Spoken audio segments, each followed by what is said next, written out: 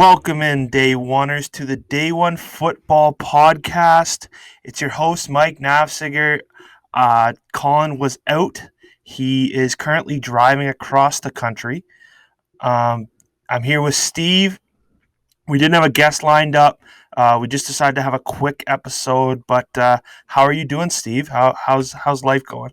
It's good. It's good. The Tuesday night game was a little bit of a surprise, but the outcome wasn't as expected. But it was a decent game, and it was nice to have football on a Tuesday. So yeah, that's exciting. Yeah, it was definitely weird. I actually liked it more because I find Thursdays are a little bit weird to have football on, but it does get me primed for the weekend. But what we're going to do today is we're going to quick talk through the injuries that happened this weekend, the football news, go over our Have a Day segment, and just going to have a quick one today. We just thought we'd hop on. We don't have Colin, so we thought we'd go through it a little bit quick, but let's go into our day one news. First was the most disgusting injury I've seen yet this year, and that is Dak Prescott. He suffered a compound fracture and a dislocation of his right ankle. I thought the most funny thing about this was that Tony Romo was like, "Oh, I hope it's just a cramp." Um, he's going to be out. I believe they said either 4 to 6 or 6 to 8 months. Steve, got anything to add to this? Yeah, so they're saying the recovery timeline is 4 to 6 months.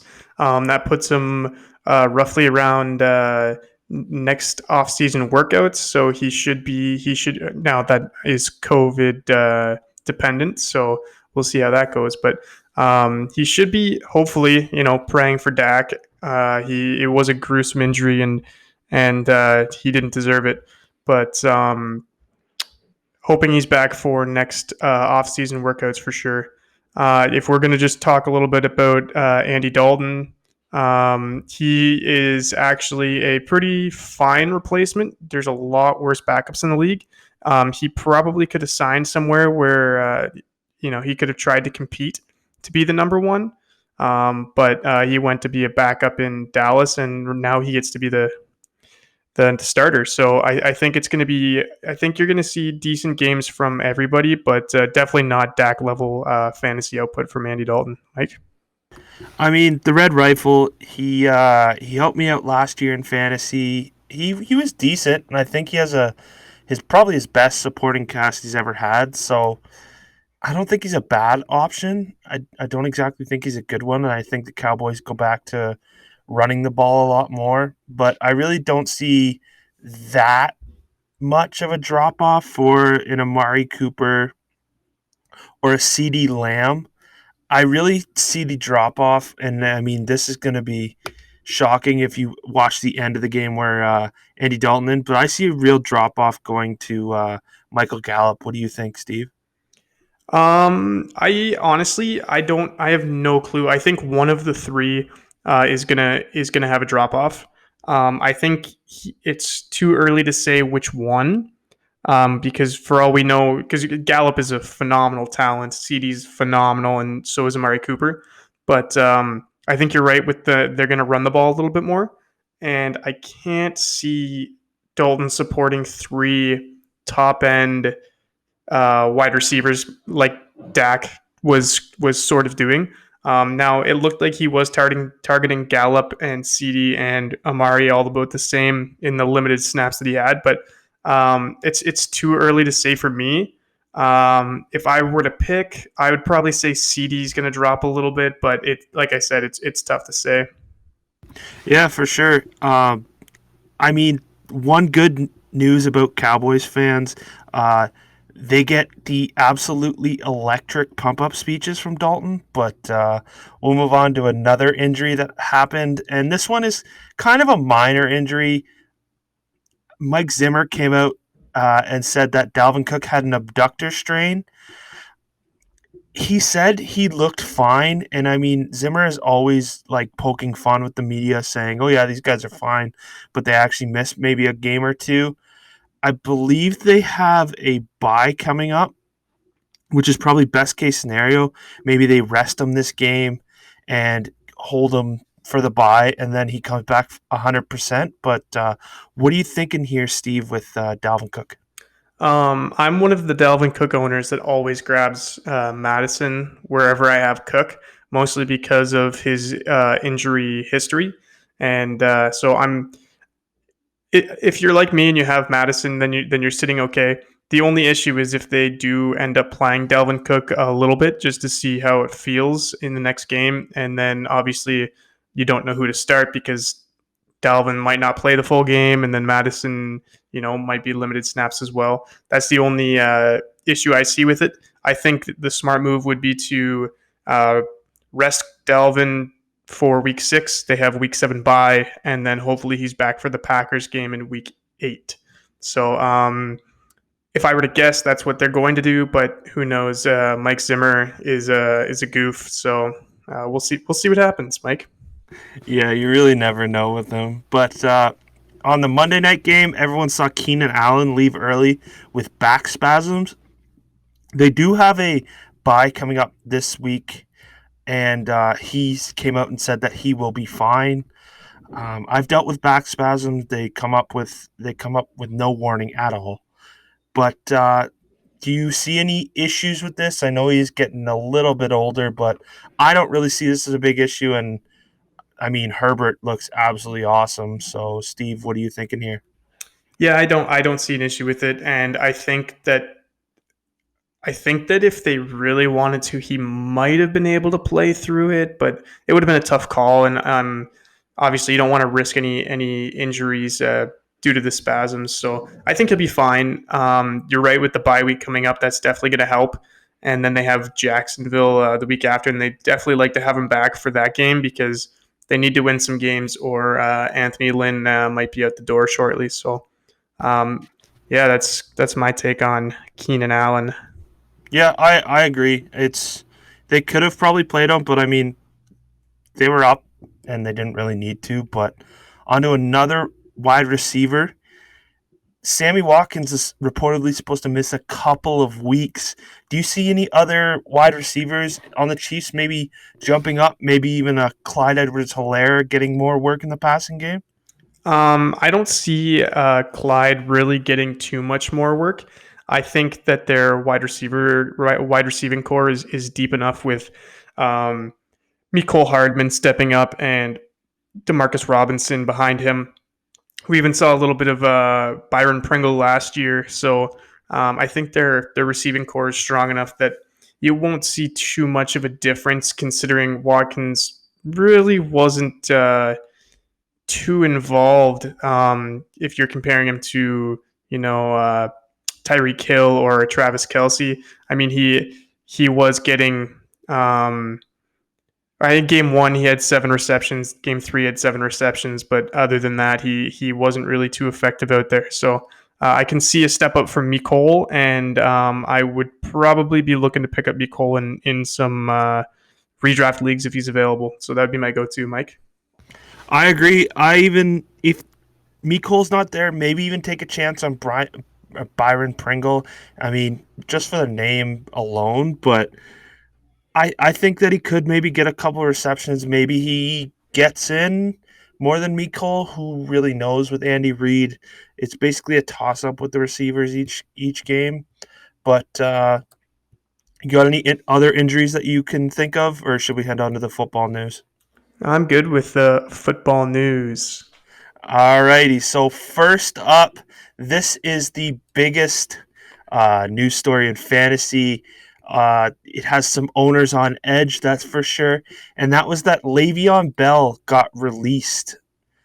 And there's some possible destinations that, I mean, the Twitter sphere is running wild with. And three that I found fairly interesting were one to the Chicago Bears, two to the Kansas City Chiefs, and three to the Miami Dolphins. He did come out and say that winning and I believe offensive opportunity were what he was looking for. And I think those three teams could possibly interest him with those three categories. I would love him on the Bears. He's a better Tariq Cohen, that's for sure. A little bit of a different skill set, but I think that he'll work well and maybe even help that offensive line. But Steve, what are you saying with Le'Veon Bell? Yeah, it's tough to see a big fit because you see a lot of teams now with the committee backfield. I don't think you're going to see him run away with a job, but Kansas City would be good. But you have Clyde there, and I think they're going to roll with him a little bit too. So I don't know. I know that he wants to win. I could see him maybe. I mean, depending, the 49ers would be kind of fun to see him there. That would be my go-to, but Buffalo would also be a decent destination for him, but they have two young guys. So yeah, I'm excited to see where he goes. I think there's still lots of talent left in Le'Veon Bell and lots of legs for him to run. So we'll see what happens, Mike. Did you also hear that Adam Gase came out and said that he doesn't care if people say that he misused Bell?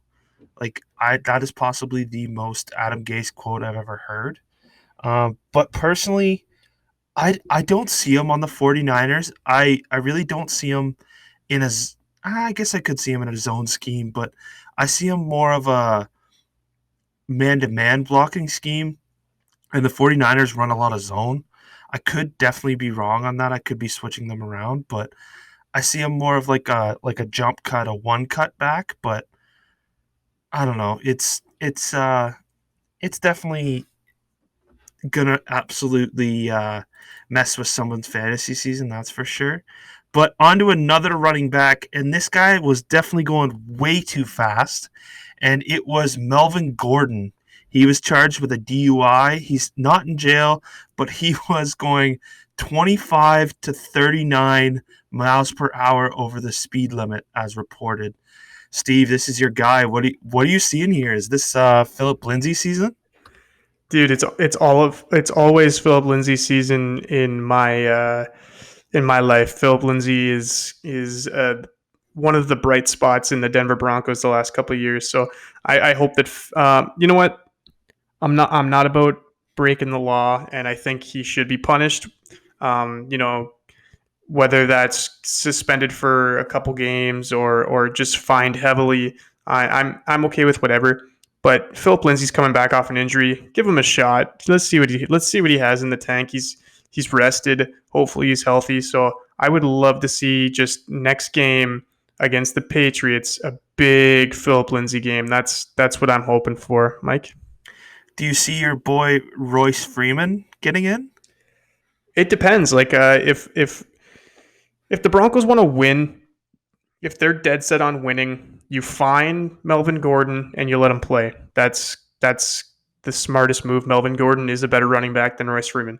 But I mean, if you're going to suspend him, which I'm all for as well, like it's all team dependent, and I don't know the severity. Of course, it was a DUI, so it's pretty bad, and he was speeding by quite a bit. So in my eyes, he should be suspended. But of course, they're going to split time with Royce Freeman because that's what they do when Philip Lindsay's out there because they hate him. So Royce isn't a pickup for me. I don't think he's going to be relevant unless he falls into the end zone. So I can't see it. I think Philip would be the way to go. I agree as well. I wouldn't mind them giving Royce Freeman a bit of run, but realistically, he's going to be a goal line guy and going to be the big bruiser. But onto another story out of Atlanta. The Falcons fired Dan Quinn and the general manager Thomas Dimitrov. I don't know how that GM screwed up so many first round picks to the point where their entire offense minus Calvin Ridley was first round picks and they still suck, and how they kept Dan Quinn after he blew so many leads. But they finally got rid of him, and it's great news for Falcons fans.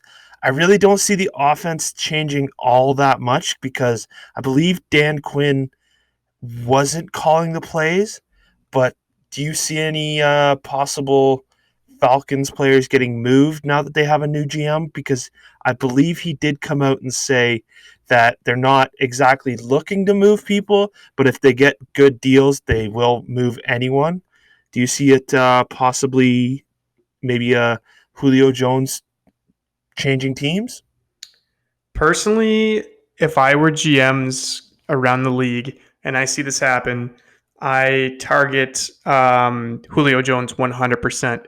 Whether or not he gets traded, that we'll find out in the near future, because I think if it's going to happen, it's going to happen shortly. I don't think it's going to happen, but if I were a GM and I saw a new GM coming up and he wants to make his mark on the team, if he gets a fair offer, I mean, how old is Julio? 32 or 33 years old. So Around there, yeah, he's getting up there. yeah, so he's 31 right now. So um, he's been battling some injuries already this year. If I were, I mean, I would definitely consider trading him, but it's tough to say if if you're the GM right now, would you trade Julio Jones? It's hard because it's hard to if somebody gives you a deal, I will always trade them. I mean that's me as a fantasy GM. I will move anyone on my team. I will move CMC. I will move Kamara. I will move whoever as long as I'm getting fair value and even maybe an overpay for a good player. But if a team really wants Julio Jones and is willing to pay a fair bit for him, I personally would move him. The team wouldn't really appreciate that, but what do you what do you think with moving Julio Jones or maybe even another top player on their team? I'm okay with. I would be okay if they were to move him. I'm not a Falcons fan, and I know a lot of Falcons fans would be very pissed off if Julio Jones got traded. So he's been the heart and soul of that team for for years. I don't think you're going to see any big weapons get traded. Maybe a Russell Gage, like a mediocre type player. Maybe an Ito Smith. The Brian Hill. I can't see Todd Gurley getting traded because there's too many risks with his injuries.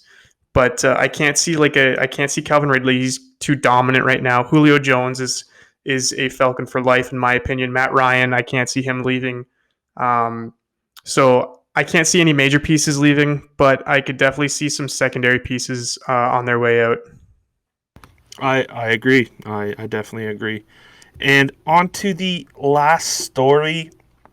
It was a real feel good story. I was a little afraid when he first came into the football game, but Alex Smith finally came back in and played some football. He had Aaron Donald ride him like a knapsack, which is where I was scared. I thought his leg was going to snap, but it held up, and that's really what you want to see. I think he probably wins comeback play of the year this year just off that. He looked absolutely terrible. I believe they got negative yards in the second half when he played, but Steve, what are you thinking about this feel good story? No, it's definitely amazing, and I'm excited for him. Um, I don't think that was a great matchup to be thrown into.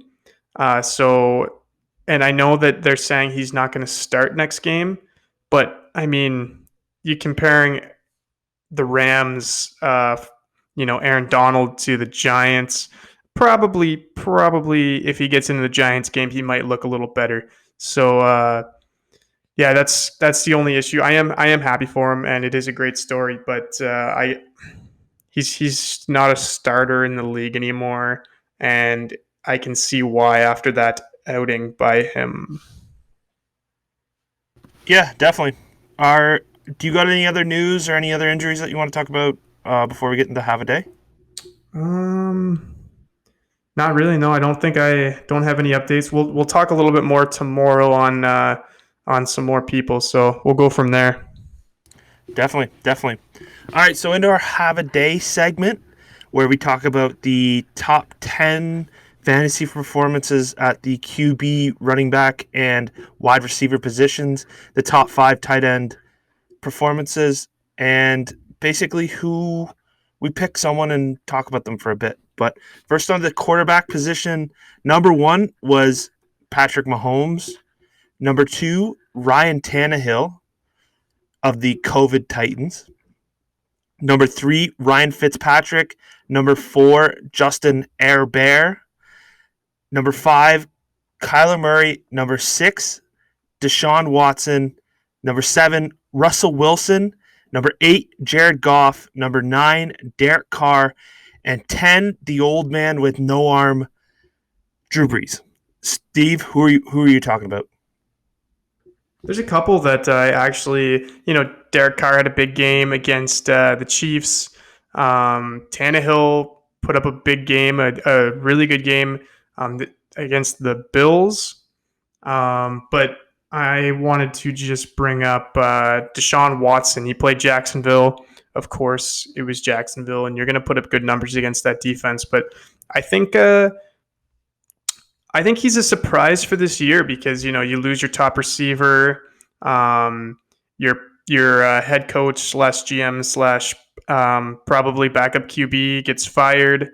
So I think I'm excited for Deshaun Watson this year, and I think he's just going to get better as the year moves on with some more play calling because I think he's gonna control the offense a little bit more. I think they're gonna give it to him.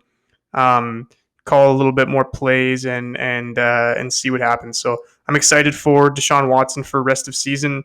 Almost threw for 400 yards, 3 touchdowns, and we saw 25 yards on the ground from him. So it was a good game, and I'm impressed. Mike? I will go with. I think I'm gonna go with Fitzy, the Fitz Magic. He's still killing it at how old is he? He's let's Too old. see, 37 years old. He has a number 1 fan in Tua Tagovailoa. I I don't know what is going on with this guy. This like how can you keep doing this year after year after year and not actually be a franchise QB?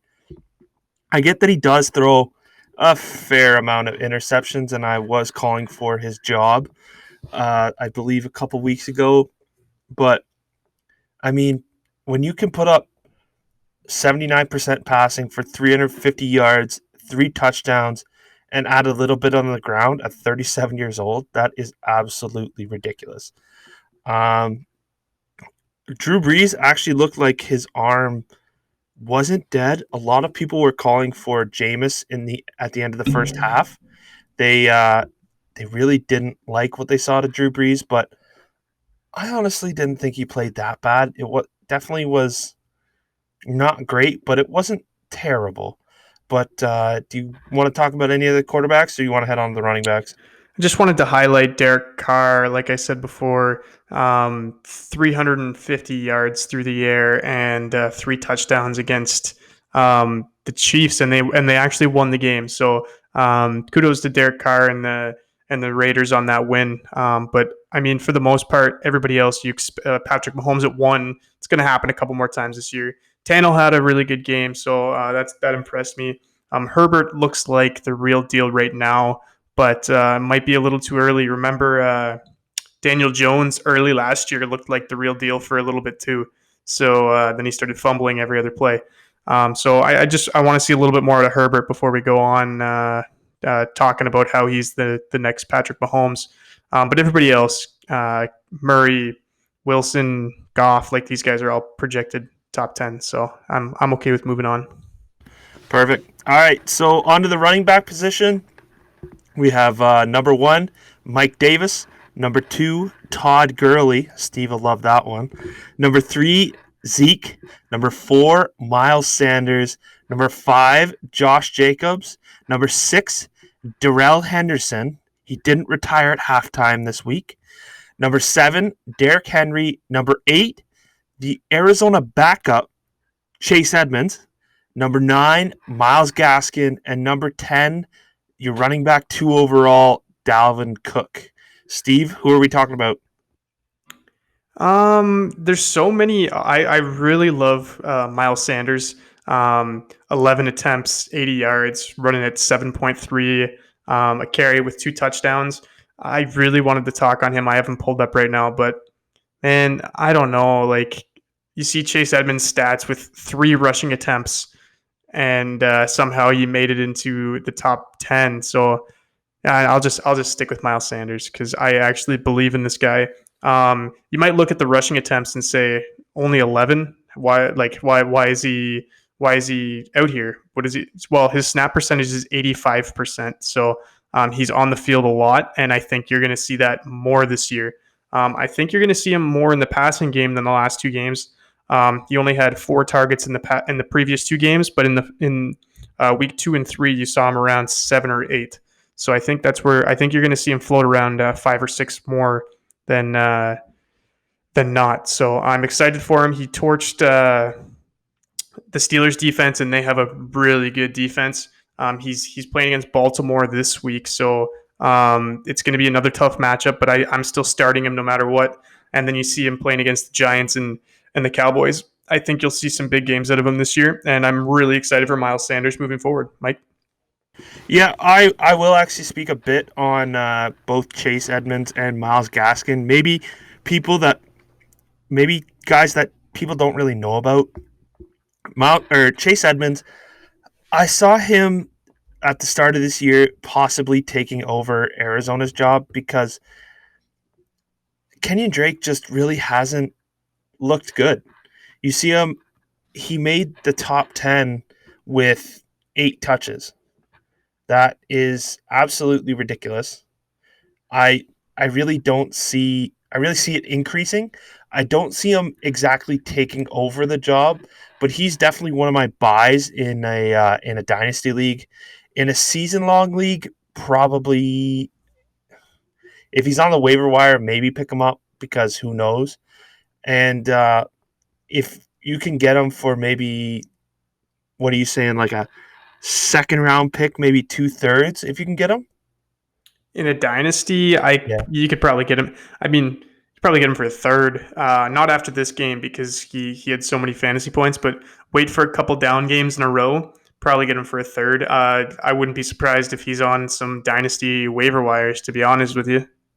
Yeah, you really never know. I believe this is his second fairly big game, so 2 out of 5, you can maybe wait a couple weeks. I agree, and maybe buy him on the cheap. But the other one I've talked about him before, and it's Miles Gaskin.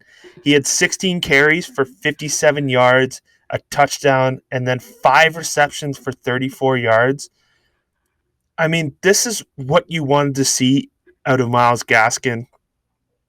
I was really high on Matt Breida, and I believe Steve was high on Jordan Howard, and we were both wrong because Miles Gaskin just proved us wrong.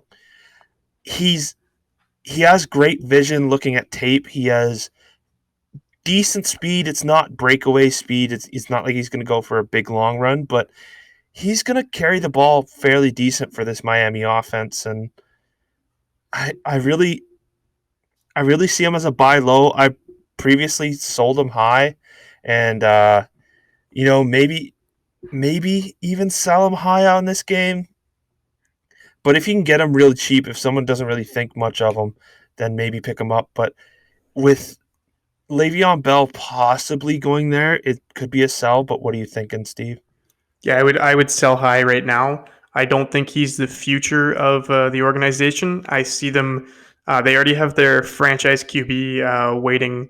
They have a good core of wide receivers already started, and I think they're going to draft a running back next year. And I can't see him. I mean, he's fantasy wise, he doesn't look terrible.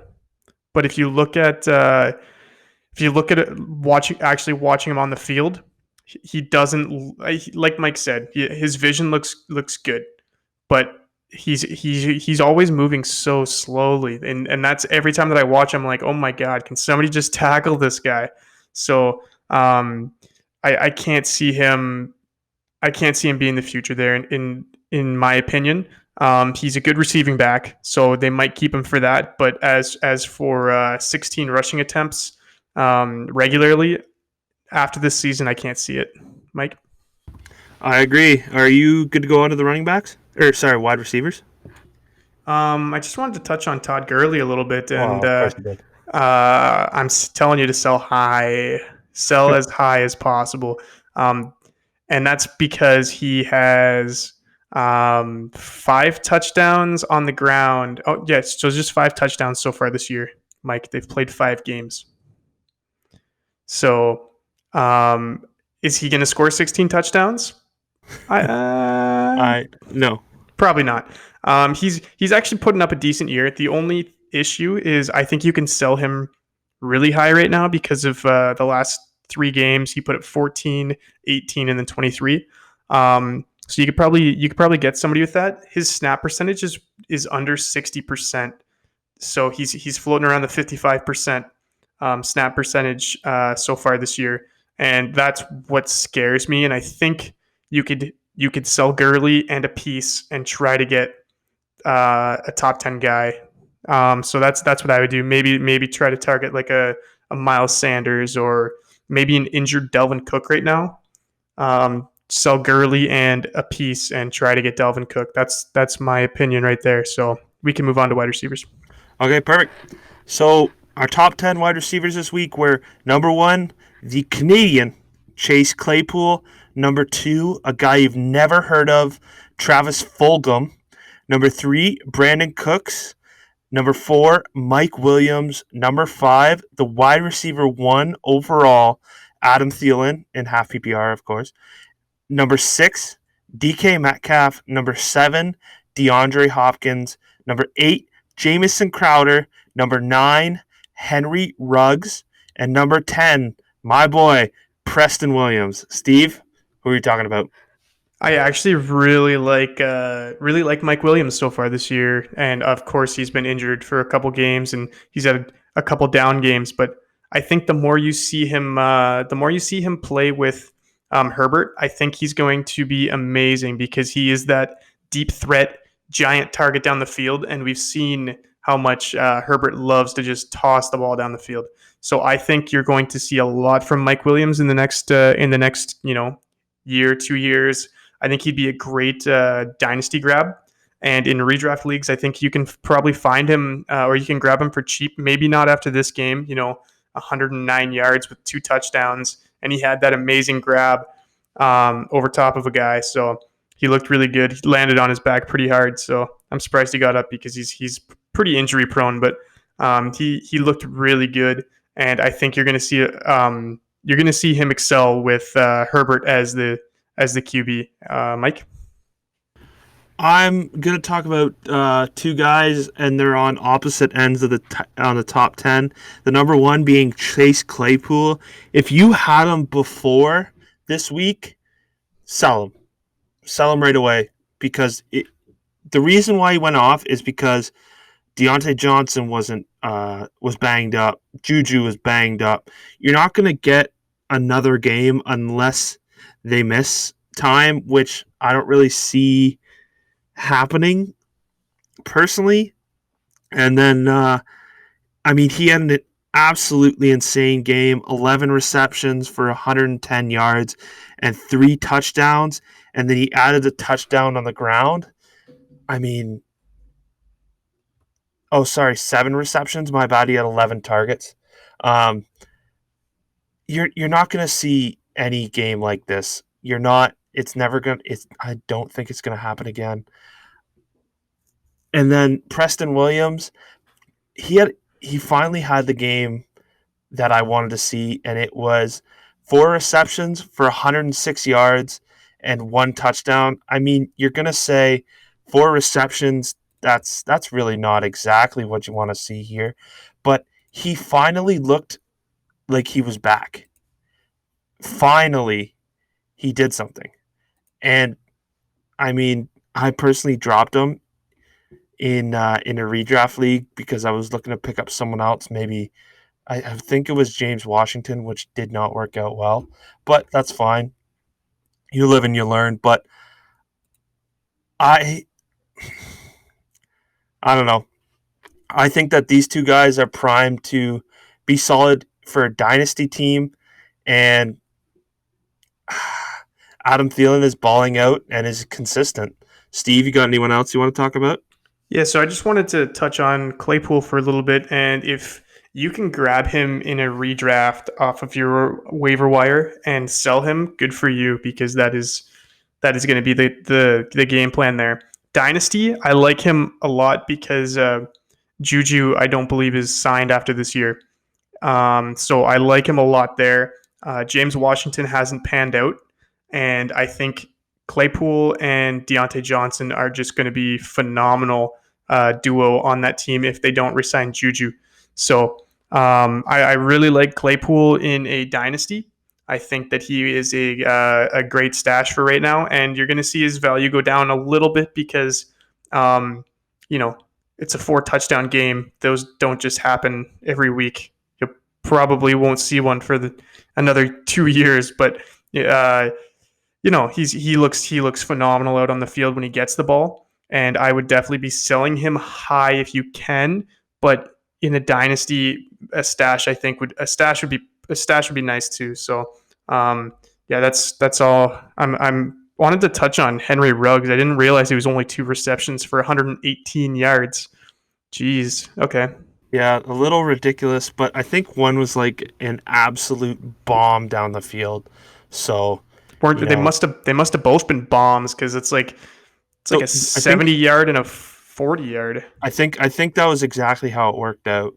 Like he caught it. I think the first one is an insane catch. Like it was a great catch. It was contested, and then the second one he just ran right past the defender and just see ya, basically Tyreek Hill style. But No, that's insane. Good for him. Good for him. Yeah, I'm ready yeah, to move on to the gross tight end. Fucking, I hate tight ends, but yeah, we got to go through them because why not? But we don't have to really touch on them that much. They're yeah. But number one, Travis Kelsey. What else is new? Number two, Jonnu Smith. Number three, Mark Andrews. Number four, Darren Waller. And number five, gross, Darren Fells. Steve? I just wanted to say, and you know what? Usually when you play fantasy and you get to the tight ends that you want, you're they're usually taken pretty early. So you usually don't grab like the Travis Kelsey. In when I draft, it's not the Travis Kelseys or the Mark Andrews, but man, Jonnu Smith, that was a guy that I think Colin, I think Mike, you talked on him a little bit too, and you were like, this guy's gonna Yeah.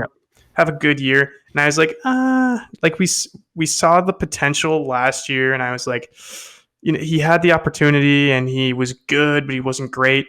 Now this guy's sitting number 3 in fantasy tight ends behind Mark Andrews and Travis Kelsey so far this year. And I was really high on Darren Waller. And right now, Jonnu Smith is ahead of Darren Waller. So, no, I'm super impressed with Jonnu.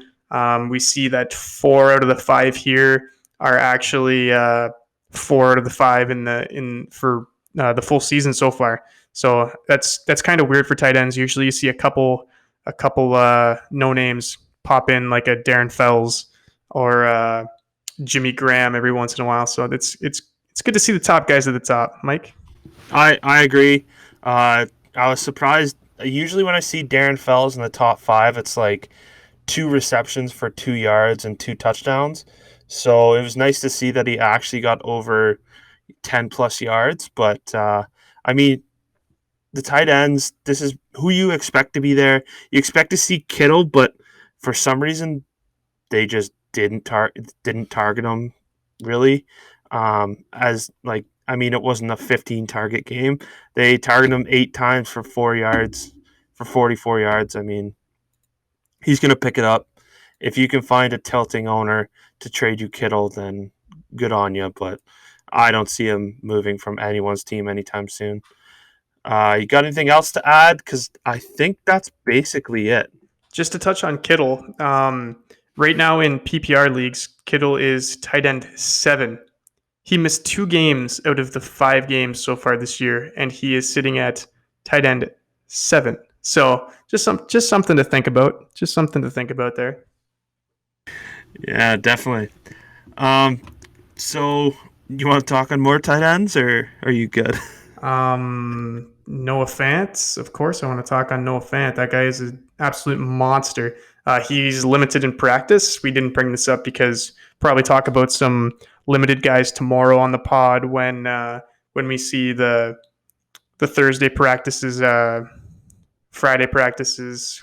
Who knows? Who knows? Thursday practices. We'll see. We'll see what happens. But just to talk on tight ends, Noah Fant back to practice, limited fashion. Drew Lock, limited fashion, back to practice. Looks good for my Broncos. Let's go Broncos. All right. Well, let's go Broncos. They absolutely stink. But Bears are 4-1. I wanted to add that in. They took down the mighty Tom Brady. He forgot what down it was, and I absolutely loved every single part of it. As I was watching the game with a Bucks fan who was trying to dance on my grave the entire game, and then they came back. So, love to see it. Love to hear it. Let's go. So follow us on Twitter at day the number one football, and then on Instagram at day one spelt out FF. We have a Facebook page. I'm doing my best to keep it going, but it kind of sucks to use. But subscribe to us on YouTube. We try to upload the video for each podcast. This one, Steve had an issue with his video, so it won't be. It'll just be an audio podcast. But we're trying to get some subscribers so then we can get a custom URL so it's not absolutely terrible. But that's basically all I got for today. We're gonna take you out with some small town strip club and enjoy the rest of your day. Which one? Which song are we hitting this time? I don't know. I usually make a absolute rash decision. Which one do you want to take them out? Ooh, what about Hey Shitty? All right. Well, see y'all later. Peace. Breaking bottles for no apparent reason. Every season is cowboy boot season. Although country girls always be teasing. I can dance against you, can count me out. 'Cause all the local boys singing, hey.